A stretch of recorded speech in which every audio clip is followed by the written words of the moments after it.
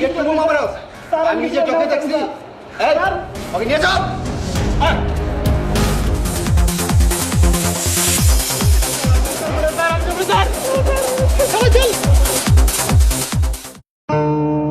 কবে থেকে বোমাবাজি করিস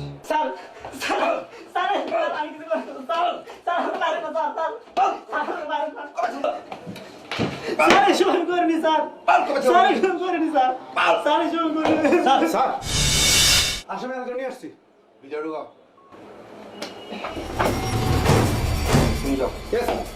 তোরা যে থেকে বোমা মেরেছিস জানিস স্যার হাসপাতাল থেকে ফোন আছে আপনি একদিন যাইতে হবে ওকে লকাপে ঢুকাও চল আর তুই চল তুই আমার সাথে হাসপাতালে চল গিয়ে দেখ তোদের কারণে কতগুলা মানুষ এখন মৃত্যু সহিত পাঞ্জা লড়ছে চল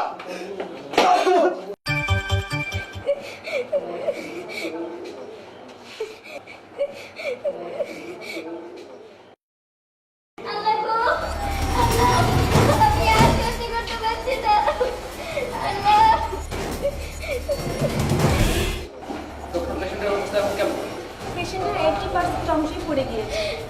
বাঁচার আশঙ্কা খুব কম দেখ তোদের কারণে একই পরিবার দুজন মারা গেছে আর এদিকে আরো 5-6 জন মৃত্যুর সাথে পাঞ্জা লড়ছে তোদের বিবেকে কি একটু বাদে না আমি সত্যি করে বলতে স্যার আমি মারি কসম খেয়ে বলতে স্যার আমি এটা করি নাই স্যার ভাইয়া ভাইয়া ভাইয়া আমি নাজমুল নামো বোন আমার তুই এখানে স্কুল ছুটি হওয়ার পর আমি আর আম্মু তাড়াতাড়ি বাসায় আসার জন্য 10 নম্বরের একটা গাড়িতে উঠি হঠাৎ করে কারা যেন গাড়িটার ভিতরে আগুন লাগিয়ে দেয় আম্মু আর নেই ভাইয়া আম্মু পুরো মারা গেছে ভাইয়া আমাকে বাঁচাও আমি আর সহ্য করতে পারছি না ভাইয়া স্যার ওই বাস আমি ঘুমাচ্ছি স্যার আমি ঘুমাচ্ছি আপনি আমার ফাঁসি দেন স্যার স্যার আপনি আমার ফাঁসি দেন স্যার ভাইয়া সরি বেঁচে নেই নামো বোন আমার